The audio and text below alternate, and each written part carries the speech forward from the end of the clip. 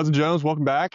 I am so glad to have you yet again. I will, because there's an episode now of your life story and some of what you're up to, we can kind of skip past some of that and people can go back and watch that if they want to hear the, the takeaways from that. But from what I heard and from what I know about you, we've got a master connector in the house. We've got the director of business development for Hart Construction. That's your current role, and you are networking coach and the founder of Win Little Rock, and that's your side hustle, but also ties into your role at Hart. So well, there's this huge theme of connection, and I think I'd love to take this episode and talk a little bit more about what it looks like to really excel at connecting, kind of dig into some of the thought leadership that you provide through your coaching, through Win Little Rock, and ask you some questions that are on my mind as an entrepreneur. I think sales, to start things off too, is like sales is one of those things that's transcendent, no matter if you're, Yeah, if you're in sales or if you're any type of entrepreneur. It doesn't matter what kind of entrepreneur you are, you've got to be good at sales on some level. You've got to know how to interact with people. You've got to know how to communicate your value and ultimately, get people to rally around it and want to right. buy from you. So I think maybe we could start with the challenges that you see. You interact with a lot of entrepreneurs, a lot of business people, a lot of salespeople. What do you see as common themes around this idea of connection, sales? What are the difficulties, the challenges that come with Yeah. that? The one that comes to mind first is people don't think long term. And that plays out in a few ways. Very simple way is, and you know this has happened to you, like this has happened to all of us. We go to a networking event, and a lot of these networking events, you kind of go around the table and kind of share what you do, or something like that. And there's always that one guy that feels like he has to just get it all out and just say, oh, and we do this, and oh, and we can provide this and this and this and this and this and this. And it's like, oh, I better tell them everything because I will never see these people again.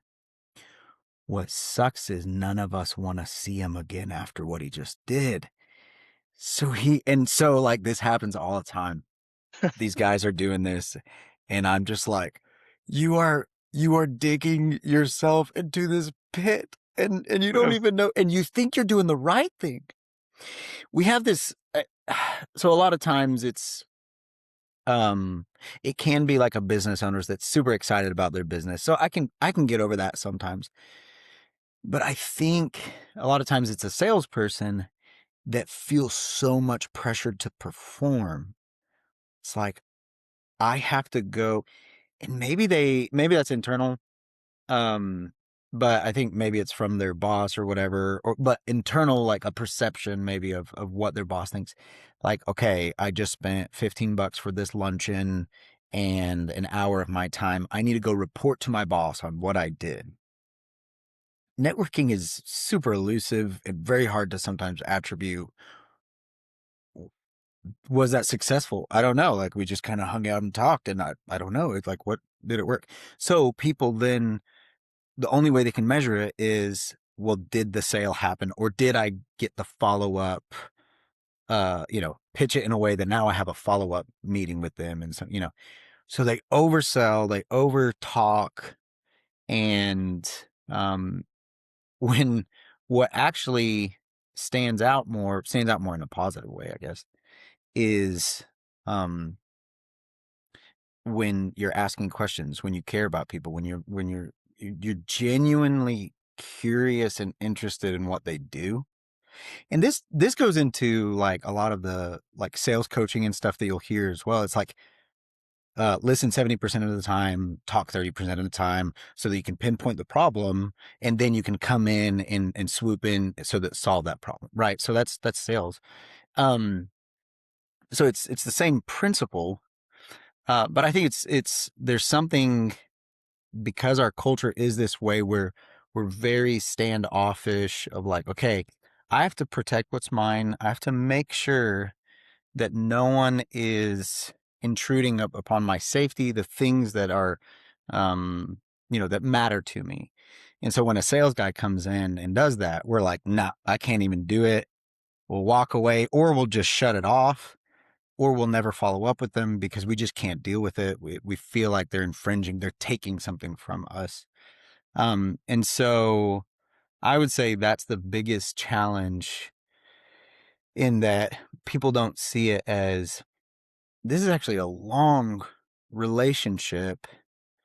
One, because it's an actual human that matters, and just don't do that to people right away. Like, unless they want a hot dog and you happen to be selling hot dogs. Like, sometimes the sales cycle's so short. Yes, that's great. Like, you solved this problem that quickly, but like that's typically not how it works.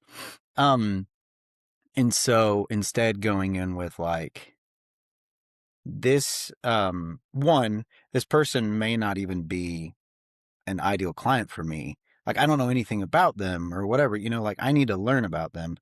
But let's just take client away, or prospect or future customer away. Let's just connect on a level and build a relationship, because you never know where that relationship could go. There might be something in there that is so much better than you making a sale. What if there's a dream job opportunity? Like the absolute, like, you just picture the perfect job. And what if that person had it and you just lost all your credibility and they'll never hire you, even Mm-hmm. if you're not looking for a job? But like what if they had something like that for you, or, a future spouse? I don't know whatever it is. Like, so you have to like be free and like, okay, I'm here just to connect with someone. We'll see where this goes. But then the next thing is, okay, so people maybe get that step down where they do that. And then they get the business card and they follow up the next day or the next week with the sales pitch. It's like, too soon again. It's like, okay, and again, maybe they're in buying, like that person actually needed to buy it. So that may be fine. But like, I feel like it's like, all right, like, let's, again, so you just connected with me for that hour over the luncheon so you could pitch me in a week. That's why you connected with me. Mm-hmm. There's there's times where, yes, it could be fine. I mean, like, the way I'm serving people and solving problems for people is through construction, right? And so I actually may have a great solution. And so maybe I can pitch that in a way that's like, hey, this is really quick, but actually have a great solution. And I know I don't want to be the person that's pitching it this quick. Would you be open for that? Like almost just like letting them have the freedom to say no, or open that door if they want to, if it really does make sense. But I think that's the big thing is, people don't see it as this, okay, this is a marathon, Mm-hmm. and it's not a sprint. Um, I compare it to um, brushing your teeth. So if you brush your teeth, like once, like I brush my teeth every day. You have to do it consistently over and over and over and over again. It's just something that you keep doing to maintain good hygiene or good teeth or whatever. You can't go 2 months without brushing your teeth and then say, today I'm going to brush them for 4 hours. I'm going to brush them so hard. That's not how it works. Like, it's stupid, right? Like it's like, okay, so you have to like gradually put these things in, to get that. So yeah, networking is a marathon, not a sprint. I think that's the biggest challenge. That's a challenge for me, because I do want to be a good employee and I do want to make a sale. Because I want my wife to be happy that I'm, in this job too, right? And I want my kids to go to that school or whatever. So there's so many pressures that are there that are making us manipulate or try to have control over things. Mm. And actually, you have zero control over your life, really. I mean, you can control some internal things about your life, but you have zero control out of all these things out there. So it's better to just go in to a networking event and just kind of do this, even like right before you get out of your car. Just go, Mm. if you're listening, I'm clenching my hands and I'm slowly just releasing them and saying, all right, I don't have control. I'm going to be surrendered. Um, and I'm going to go into this as free as possible so that I can actually connect with people and be helpful. Yeah. Does that make sense? That's amazing. That's great. It's making me think of several things and would love to hear your thoughts on it. I think one, being in a culture that is obsessed with instant gratification, and I like to kind of call Mm, it a microwave culture as opposed to a slow cooker yeah. culture. Mm. How does that intersect with this idea? I mean, is do you think that's a major reason why a lot of people try to rush it so quickly? Is the instant gratification that we is the waters that we swim in, or are there other reasons why? Yeah, it could be. It's like, okay, I want to make the best use of my time. So microwaving things makes sense because it's the best use of my time. But if you want to actually enjoy a quality thing, you're going to slow cook it or smoke it for 20 Right. hours, right? Smoking Like, is a better example. Yeah. Yeah. because, oh my goodness, the difference is crazy, right? But yes, I think it's like, for me, the way it plays out for me is, okay, I don't want to waste my time. I want to leave this networking event or this coffee one-on-one knowing that it was worth me putting an hour into or however long. And so I need to have something that I can get out of this. So let me just try to control the situation and see if I can drum something up. And honestly, sometimes it works for people. I mean, salespeople that do that, like that are the typical, like, the ones you don't want to be like, they actually do. They get what they want a lot of times. I think it's at the expense or it costs them other things. Um, and I guess that's not the life I necessarily want. So I go back to, okay, what is the life I really, really want? When I'm 90, and I like to think of it not like you've heard the like work with the end in mind and stuff. I don't like to think of like when I'm already dead. I like to think of my 90th birthday party, Mm. right? Who's around the table at my 90th birthday party? What is my business partner saying about me? What is my wife saying about me? My kids, my best friends, and whoever, like, um, that's my vision of the future. What are they saying about me? Okay, that's the life I want then, because if they're saying you were a person that did this and this and this, or was this and this and this, that's what I want. Nothing should.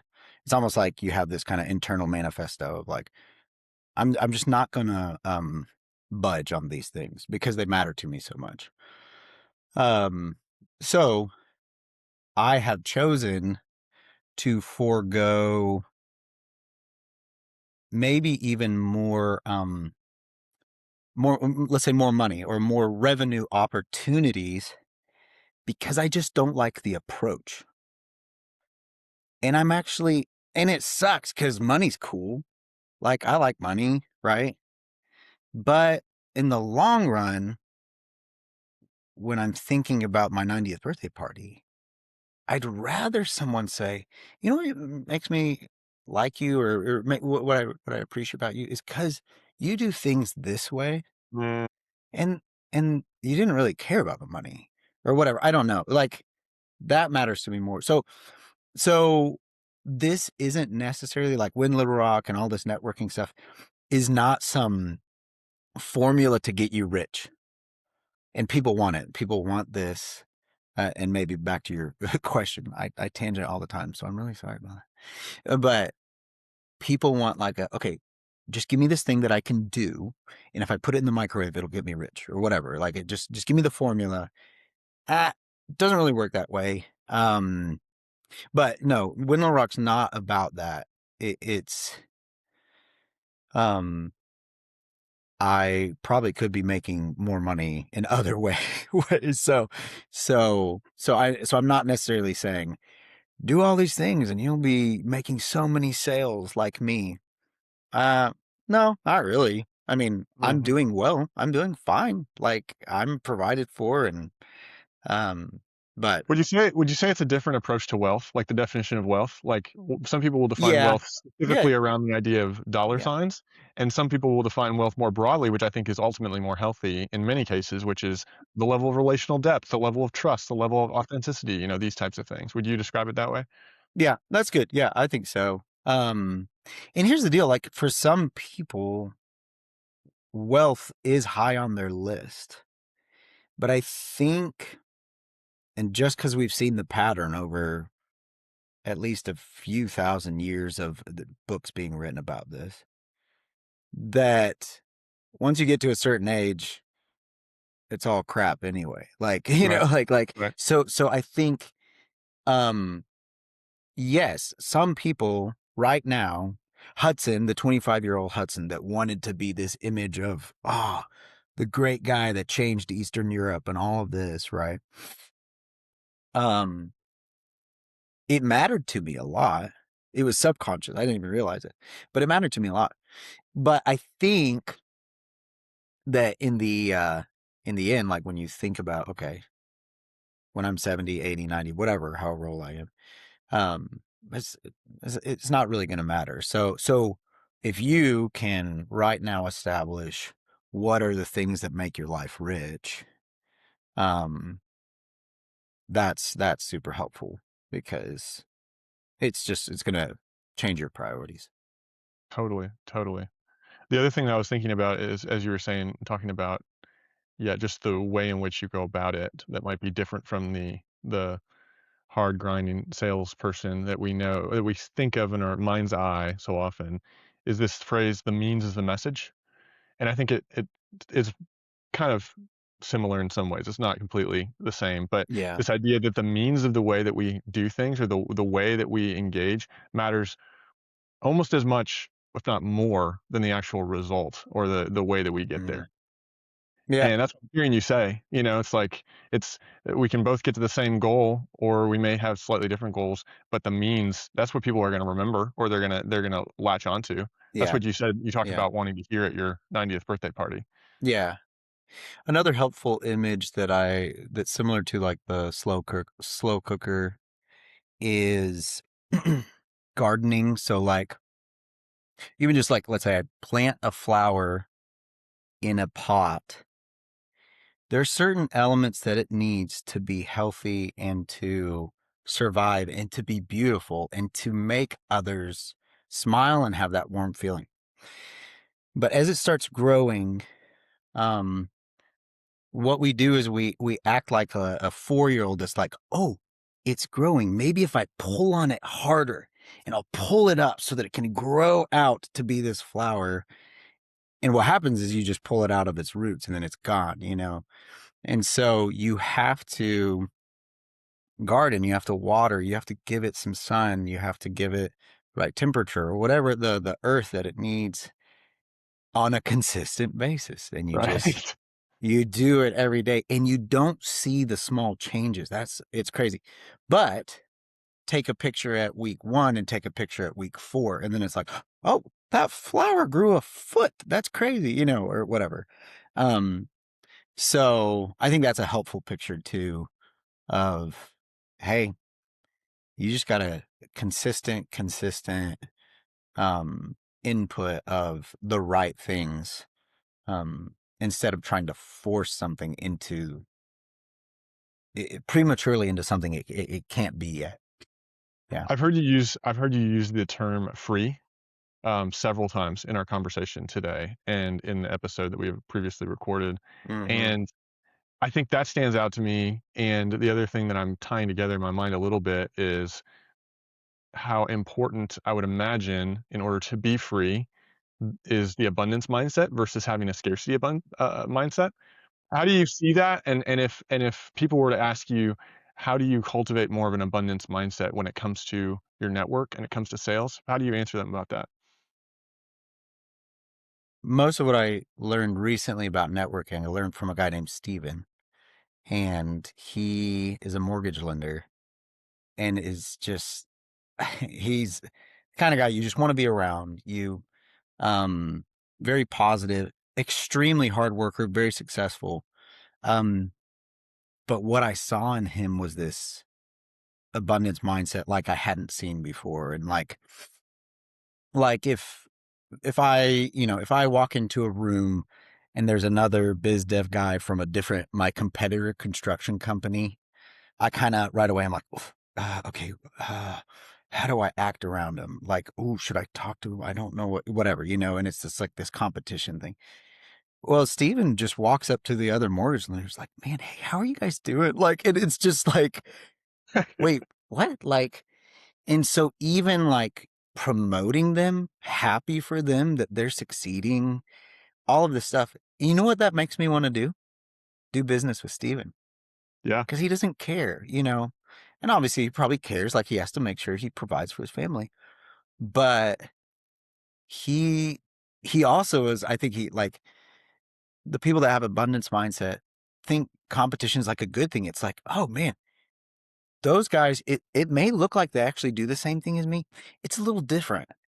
And there's actually enough to go around for everyone because there's certain people that really need that. Wow. Yeah. And when you really niche down, niche down, I do this. And so we're actually not competing completely because he kind of does it this way. And and so there's 100 people that will use him as the mortgage lender, but then there's maybe 300 people that will use me because I connect with them in a different way. So I think that's important with, I would say, um, something helpful. It may be like a tip going into networking is be very uniquely you because people do business with your personal brand. Like people do business with you. Your product actually might not be, and again, it may be the means, the way you do it, the way you do things. Your product may be slightly different, maybe exactly the same, but people will connect or want to do business with you because there's intangible things that made them flock to you or connect with you. And so be you. I say be you unless you're a jerk. Uh, don't be mean to people, like, oh, that's just me. No, like be uniquely how you were created. Um, and people will see that. People would rather have an authentic person, as a friend or a leader or, a whatever, a vendor or something, than a perfect person. So they don't. We just want someone that's, oh, I know what I'm actually getting. You're you, and I love that you're that way, and that's why I chose to do business with you. Sometimes even more. That's even more important than the price of the product. Like you may have a more expensive product, or priced product as the competitor, but it's just I just like the way you did things or the way you connect with me or talk to me or whatever. So I say that like, hey, don't be scared to be you. Like, and I say this in my workshops, like I'm very high energy, lots of cheesy, funny jokes or whatever, and like jumping around, doing all this. Like, don't try to be like Hudson. You won't succeed because you're Right. not me. Like, and Yeah. again, there's no formula, this magic thing that if we do it this way and if I do all these things, then success will come. Well, and people write books about it sometimes of like, okay, well, if you do this and this and this, but it doesn't work like way because that's how it worked for you. And you're actually different than me. Some principles, yes, are the same, but it plays out differently than for every person. So if you're trying to just copy what someone else is doing, I don't think it's going to work as well as if you just really dig down deep and say, how can I get really creative with the way I am and embrace that, be that. Now, you might get people that are like, Hudson's a little too cheesy for me or too much energy, please. Well, great. There's tons of other coaches out there or construction companies or whatever it is that I'm selling that aren't like that and go be with them. But I'll get 10 customers that are super happy with it because they connected me on that level because I was just being the way that I was being, authentic, you know? So, I love that. That's That's fantastic. So, one of the things that I heard you talk a lot about is the idea of this authenticity. You're just mentioning it, but there's this approach to networking that you promote through Win Little Rock and through your experiences that is long term in nature and based on the abundance mindset, based on this authenticity. And yet you've also acknowledged the the inherent balance that that needs to take with the quotas and the economics of it and the temptation there is, right, to see people just simply for their economic value, for the dollar signs that they can provide, the transactions. If someone were to ask you, I know we've bounced this topic around a little bit, and you're welcome to go back to any of that. But if someone were to ask you that point blank, that question of how does Hudson approach this, what do you have to say to that question? um, my number one, okay, business wise, like as an employee, okay, I wear different hats. All right. So I am an employee of Hart Construction. So the main thing that I need to do is make sure that my boss trusts me with the things that he gave me to manage. And so one, what are those things? Is it very clear what those things are? Because sometimes we're employees and we don't really know. It's like, I don't really know what I'm doing, you know. Go to your boss and say, what is a 90-day goal for me?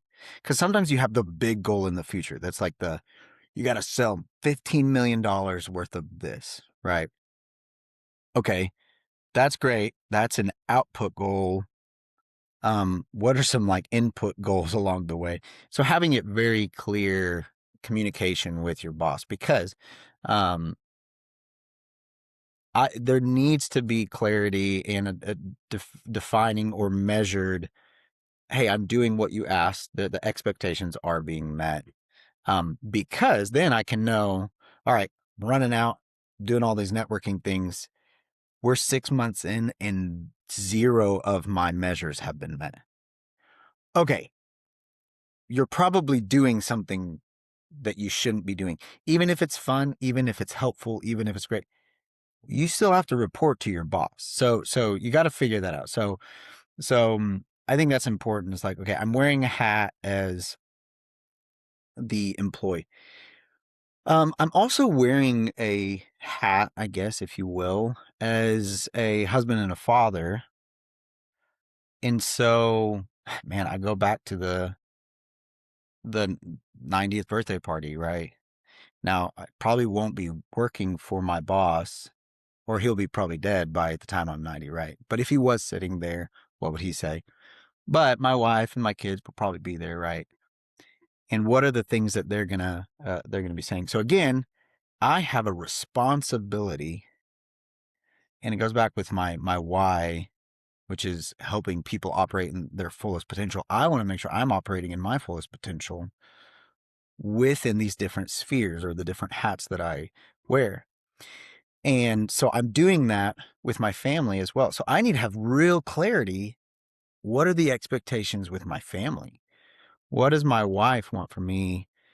Because if I know what my boss wants and it's not clear what my wife wants, she does have some expectations, right?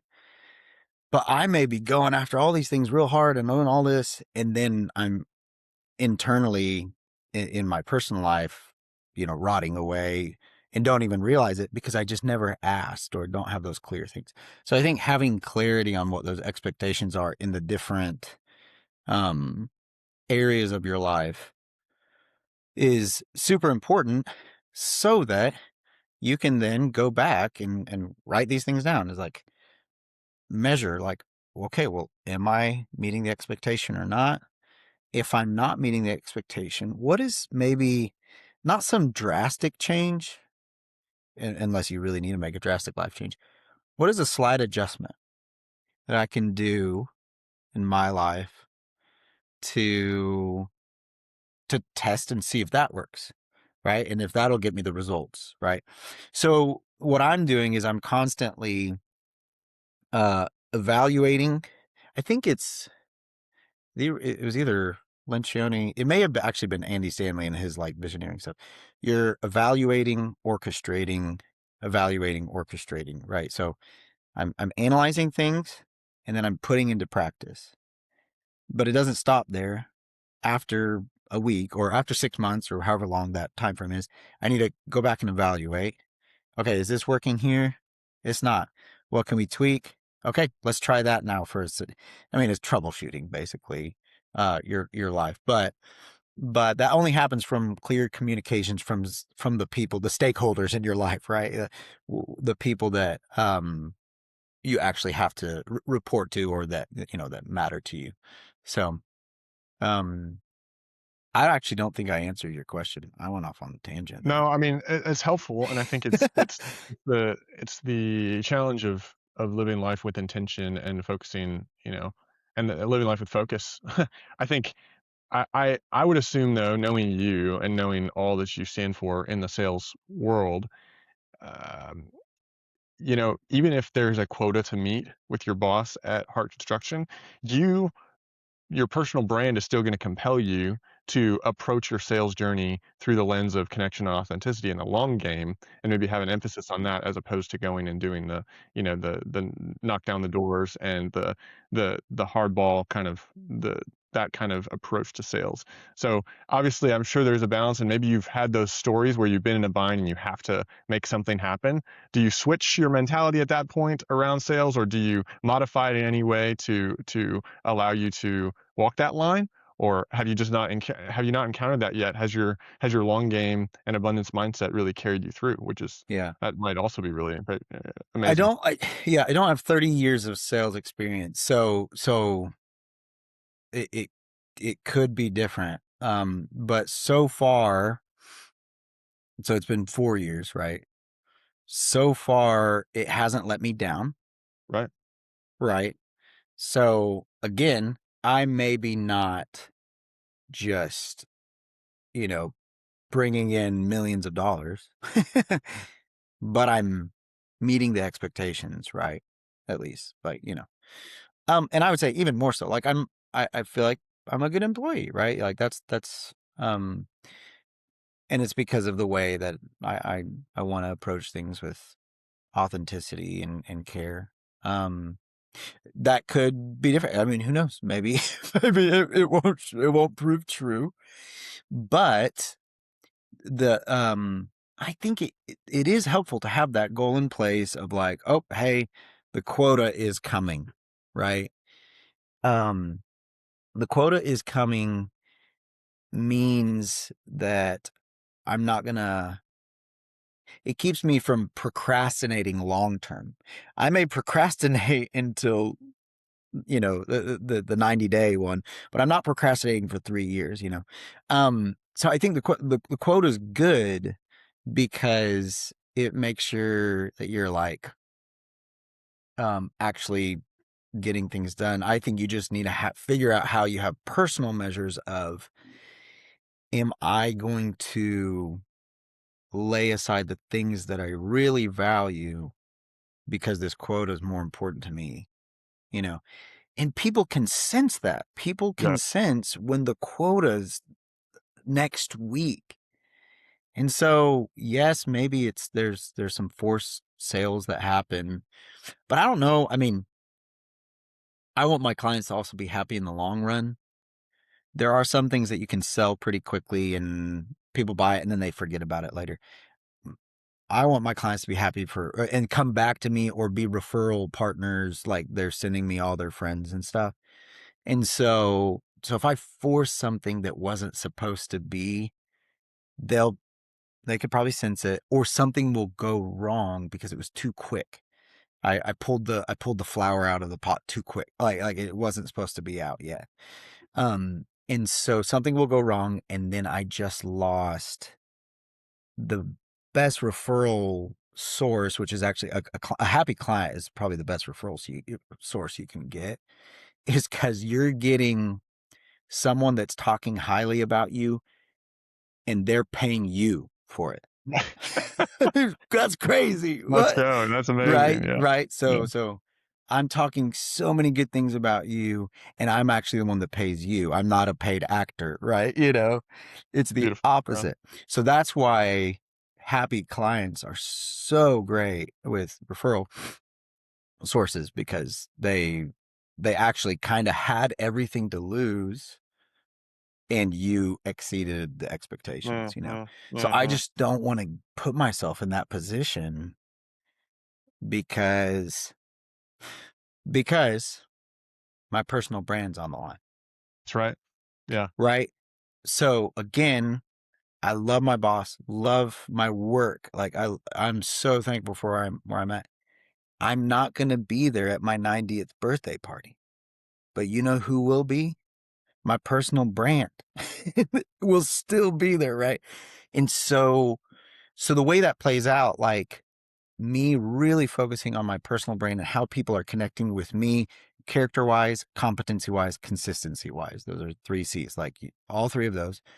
Um, Over the past 4 years, I did switch jobs, which I'm like, oh, I don't like that. But I'm the same person. I didn't change. Like I switched jobs because my career path kind of was, I was trying to figure things out.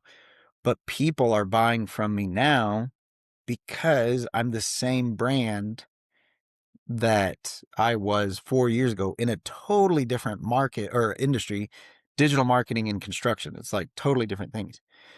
But also, people will know that, you know how brands kind of attach themselves to other brands. Like Right. you'll do the what is it, Taco Bell and KFC or thing. They're in one Yes. building or whatever. Yes. Yes. People will know, okay, so Hudson's personal brand is this. I've seen it. It's been 4 years of this. I know it's consistent. He would never work for a bad brand. Right. So I can trust Hart Construction as well, Mm-hmm. because I know Hudson, he wouldn't choose some stupid company. He's going to choose a company that actually cares about their people. Right. So I think that's where the personal brand really plays in, is you could actually completely change industries. People will say, oh, you put your stamp on them enough to like give your life away and give them 40 hours of your week. Okay. Yeah. I think I would probably trust them too. Now, again, they have to have a good product, a good service, all of that stuff. But so I think that's where the personal brand comes in a big way. I'm hearing personal brand as a like a big first thing. If you get the first things first, you get the second thing thrown in kind of thing. And if you prioritize the personal brand, you develop that, you stay consistent, you stay true, then what you're betting on and what you've experienced through your life has been the results or the quota, which I believe through what you've just said, the quota to me sounds like alignment. The quota brings alignment, if you will, Yeah. to Yeah. your day to day, right? The quota gives you direction to say, "Hey, I'm going to prioritize this today. I'm going to prioritize this today." But your personal brand doesn't change. That's what I'm Right. hearing. So correct me if I'm Yeah. wrong. Your personal brand is what you That's great. prioritize overall, no matter where you're working. But then the quota that you have tends to bring that alignment of where do you apply your personal brand, if you will. And the other image that's coming to mind is like the snowball rolling down the hill, where people need to understand, and I think this go off of this, explain more if you will, but like people need to understand this is not something, this will take time at the beginning, especially like from year 1 to year 4. I'm sure you're in a vastly different place, and we've talked about the slow process of it, the smoker analogy, if you will, but like Yeah. the idea is, now that it's picking up steam, and you won't have to Hmm. worry about it as much because Yeah. the snowball is rolling Yeah. and it's rolling fast. Yeah. And I think that plays. So let's say you're an entrepreneur, you're starting a business. You got to plow through a lot of stuff at the beginning to just get things going. Because the main thing is like, I got to get some kind of revenue. I got to survive. Um. So, and again, mine's I'm not. It's not some huge business. It's more of a side hustle thing. But you could use LinkedIn, for example. So 4 years ago, I had the typical LinkedIn profile that was just like, oh, I do this when I'm supposed to put my resume out there every 10 years when I switch jobs or whatever, right? Well, I decided I was really going to use this channel to reach businesses because that's my target audience. And I just, started posting or being a thought leader. I really wanted to be a thought leader in these kinds of things. So I just kind of started posting about that.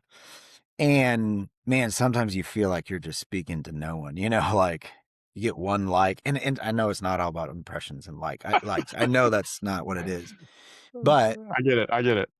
you get the one like, and you're like, oh, great, okay, that was my mom, and she just liked my, So you know. relatable. So relatable. Yes. Okay, Yes. so here's what's cool. Because of that steady drip over the course of 4 years, last month, I started a whole new networking group for business development professionals in Central Arkansas. And I post about it, and people start sharing this post. I think because I kind of established a brand as a coach, and like kind of I'm a guy that can bring people together and connect. But I also had this following of people, um, and it was easy for me to get 25 people in the room. And I remember my first networking event, I was like texting people, "Hey, I'm doing this thing. Would you want to come to my event? I'm doing I'm like personally inviting people." And I still do that now just cuz I want people to be there. But just from a social media post, it's like, "Oh, our one that's coming up in February, because we're going to do once a month with this group. Um, I've got 48 people on the calendar invite already that are like, oh yeah, I'm pretty sure I can, unless something comes up. So that's cool, because it's like this steady, like, okay, you're putting this work in on a consistent basis. Word starts spreading, and so friends will tell friends, who will tell friends.